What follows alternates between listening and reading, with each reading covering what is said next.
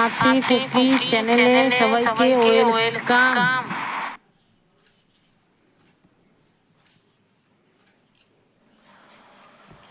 ঝিঙে আলু বড়ার ঝোল, এই গরমে কম মশলাতে নিরামিষ ঝিঙে আর আলু বড়ার ঝোল।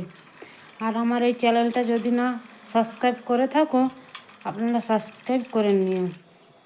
এবার দেখে নিও, এই যে আমি 500 গ্রাম ঝিঙে নিয়েছি, এখানে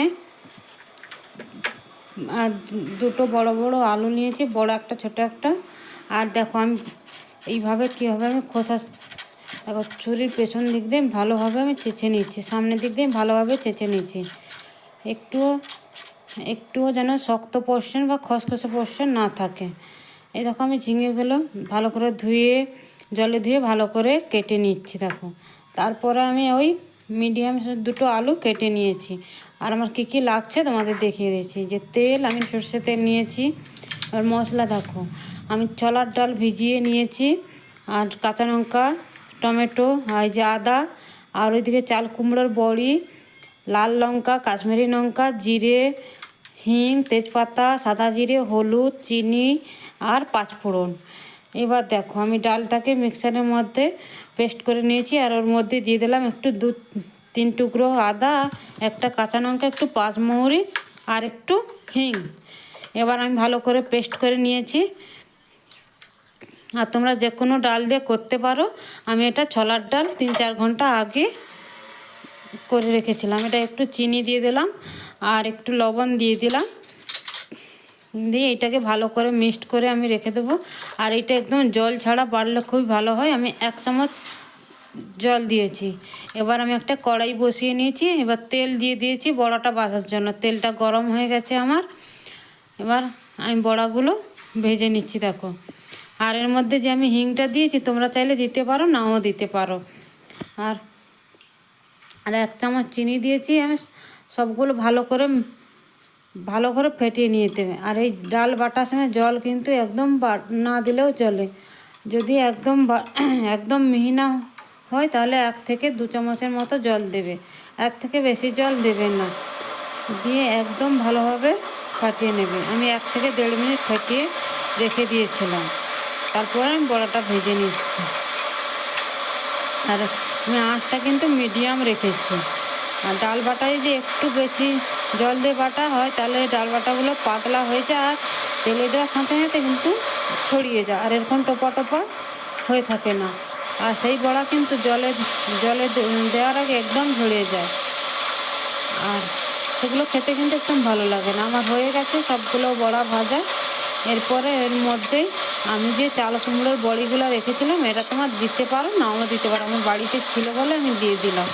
ওই বড়িটা ওর মধ্যে আমি ভেজে নিচ্ছি। আর তোমার মনে হচ্ছে যে এটা অনেকটা তেল, কিন্তু আমার ঝিঙে তো 500 গ্রাম, আর আলু মোটামুটি আন্দাজে বলছি আমি 300 গ্রামের মতো।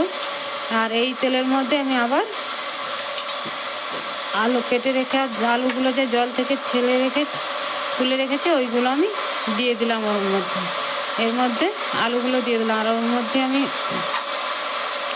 সামান্য হলুদ দেবো, সামান্য নুন দিলাম আর সামান্য হলুদ দিয়ে। আর আমি কিন্তু লবণটা একবারে বেশিই দিচ্ছি, কারণ আমি একবারে বেশি দিয়ে দিলাম, তারপরে তখন আবার তরকারি বুঝে দেব। আর এই যে ভেজে নিচ্ছি। আর ডালের বড়াটা যে করলাম, আমার তো বলা হয়নি, পরে আমি অল্প একটু ডাল, মানে একটা বড়ার মতো ডাল আমি ওটা রেখে দিয়েছি বাটিতে।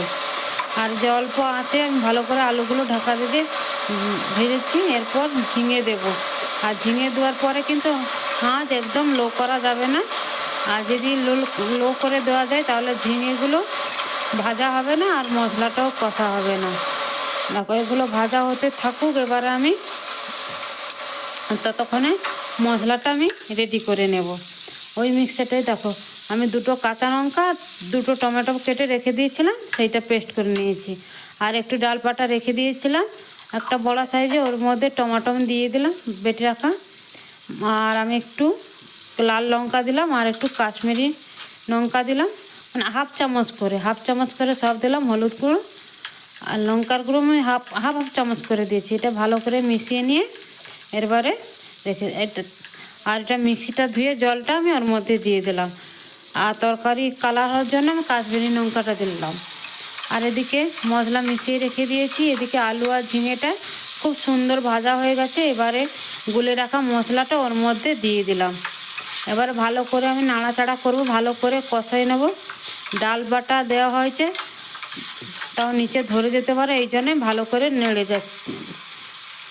আর ডাল বাটাটা দেওয়া হচ্ছে বলে ওই যে ঝোলটা কিন্তু ঘন হচ্ছে। দেখো মশলার মধ্যে কত সুন্দর তেল ছাড়া আরম্ভ করেছে। আর আমি এই জলটা গরম করে রেখেছিলাম, হালকা গরম করে রেখেছিলাম, একদম ফুটাইনি জলটা, আমি হালকা গরম করে রেখেছিলাম, এই জন্য জল দিলাম। আর এখানে একটু বেশি করেই জল দিতে হবে, অনেকটাই জল দিতে হবে। আর এখানে জলটা ফুটতে শুরু করে দিয়েছি। এবার ভেজে রাখা বড়াগুলো দিয়ে দিলাম আর 2-3 মিনিট ভালো করে ফুটিয়ে নেব। আলু ঝিঙে ভালো করে সিদ্ধ হওয়ার মতো আমি ফুটিয়ে নেব। আমি আগে লবণ দিয়ে দিয়েছি, আর অল্প একটু লবণ লাগার জন্য এই জন্য অল্প একটু দিলাম। আর তোমরা চাইলে একটু চিনি অ্যাড করতে পারো। আর খেয়াল রাখবে ঝোল যেন ঘন না যেন হয়। ঝোল ঘন হয়ে গেলে কিন্তু বড়াগুলো শোক করবে না, বড়ার ভেতরে কোনো টেস্টই ঢুকবে না। এরকম পাতলা পাতলা ঝোল করবে, খুব ভালো। মিডিয়াম আছে 3 থেকে 4 মিনিট ফুটিয়ে নিচ্ছে। আর যাতে আলু ঝিঙে আমার খুব সুন্দর সেদ্ধ হয়ে গেছে। আর ওই ঝোলটা আমি ঢেলে এবারে ওই কড়াইটা ধুয়ে আমি 2টো তেজপাতা, 2টো শুকনো লঙ্কা আর একটু 5 ফোড়ন দিয়ে দিলাম। আর একটু আমার পান মৌরিটা দিলাম, একটু মৌরির গন্ধটা বেশি চাইছে, এই জন্য আমি বেশ একটু 5 ফোড়ন দিয়ে দিলাম। আর ঝিঙে আর ছোলার ডালে বড়ার সাথে মৌরি আর 5 ফোড়ন একটু ম্যাচ করে, ফোড়নটা ভালো করে হয়ে যাওয়ার পর তৈরি করে রাখা ভালো করে ঝোলটা ওর মধ্যে আমি দিয়ে দিলাম। আর কিন্তু এটা বেশিক্ষণ আঁচে রাখা যাবে না, একবার ফুটে উঠলেই এবার আমাকে গ্যাস বন্ধ করে রেখে দেবো, দিয়ে ঢাকা দিয়ে কিছুক্ষণ রেখে দেবো। তৈরি হয়ে যাবে আমাদের ঝিঙে আলু বড়ার ঝোল। আর আজ আমি ঝিঙের কষাগুলো এইভাবে ছাড়ালাম। আর তোমাদের পছন্দ মতো তোমরা কেটে নেবে, ছাদের কোনো হেরফের হবে না। কেমন লাগলো আজকের রেসিপি আজকের কমেন্ট করে জানাও।